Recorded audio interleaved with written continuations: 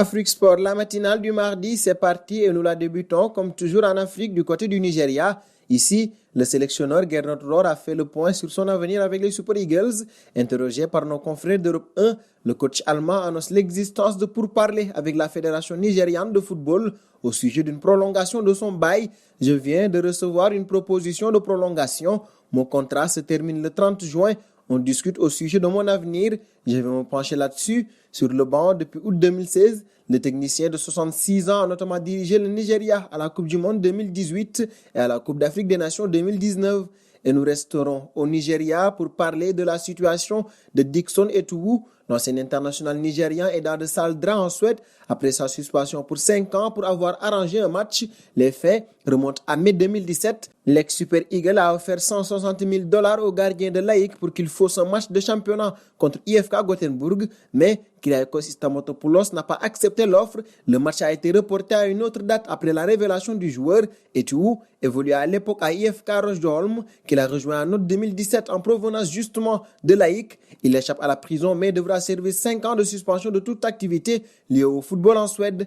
De ces ennuis judiciaires de Dickson, passons à la situation contractuelle de Kalidou Koulibaly. Selon les informations du Corriere dello Sport, le PSG et Manchester United, qui auraient déjà tenté de recruter Kalidou Koulibaly par le passé, devraient revenir à la charge lors du prochain mercato estival, alors que Leonardo et Ole Gunnar Solskjaer pourraient se disputer l'international sénégalais cet été. Le Napoli aurait déjà fixé ses exigences. À en croire les médias transalpins, le président des Azzurri ne devrait écouter aucune offre à moins de 100 millions d'euros. Reste à savoir si le PSG acceptera de dépasser cette somme pour Kalidou Koulibaly, ce qui en ferait le défenseur le plus cher de l'histoire.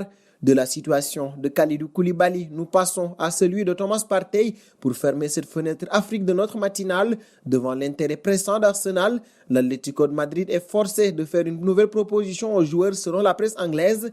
Les Colchoneros ont contre-attaqué avec une proposition de prolongation de bail présentée à leurs joueurs.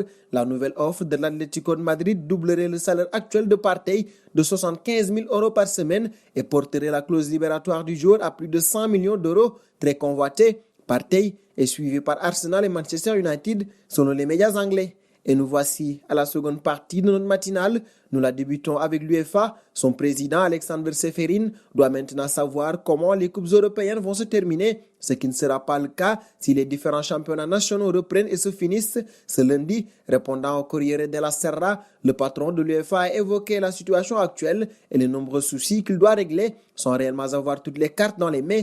Même s'il veut être optimiste sur la reprise rapide de compétition, Alexander Seferin a des doutes. Le patron de l'UEFA a par ailleurs confirmé qu'il n'y avait aucune limite en matière de date concernant les finales des 2 coupes européennes et les championnats nationaux, même si l'hypothèse envisagée en Italie de finir en octobre lui semble à repousser afin de ne pas plomber la saison 2020-2021.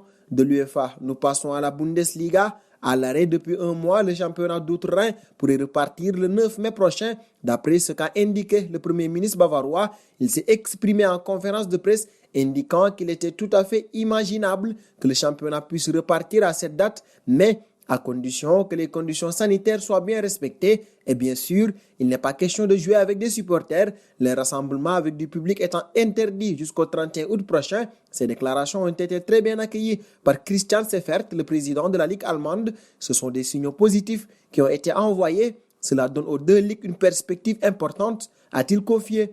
De l'Allemagne, nous filons en Espagne où les déclarations de Dani Alves font beaucoup de bruit. Le Brésilien a toujours été un joueur extraverti, que ce soit sur la pelouse ou en dehors des terrains. Dans les colonnes de Marca, le Brésilien est revenu sur des éléments phares de sa carrière en faisant des révélations qui pourraient faire parler dans le monde du football. L'ex-joueur de FC Barcelone est revenu sur la fin de son aventure avec le club catalan et aussi sur ses confrontations contre le Real Madrid de José Mourinho. Les dirigeants du Barça étaient faux et ingrats. Ils n'avaient aucun respect pour moi. Ils m'ont proposé de renouveler mon contrat que lorsqu'ils ont été sanctionnés par la FIFA. Le Real, lorsqu'on les affrontait, ma relation n'était pas bonne avec José Mourinho. Il jouait sale, il avait envie de gagner, mais son avis était mauvaise. C'est un grand entraîneur qui a remporté de nombreux trophées et qui a dirigé les grandes équipes, mais cela s'arrête là. Il n'a pas inventé le football. Des mots qui vont sûrement faire réagir les intéressés. Quand Dani Alves s'exprime, les médias sont servis. Le dernier point de notre matinale est une page noire pour le football russe. Joueur du Lokomotiv Moscou, Innokenti Samokvalov, qui n'avait que 22 ans, a perdu la vie à la suite d'une séance d'entraînement individuel. L'intéressé n'avait pas encore percé en équipe première et aurait succombé à une attaque cardiaque. Et c'est sur cette nouvelle que nous fermons notre matinale de ce mardi. Nous vous invitons à vous abonner pour suivre le football à tout moment. Abonnez-vous sur la chaîne Afrique Sport pour de nouveaux contenus exclusifs de vos sportifs préférés. N'oubliez pas également d'activer la petite cloche pour ne rien rater.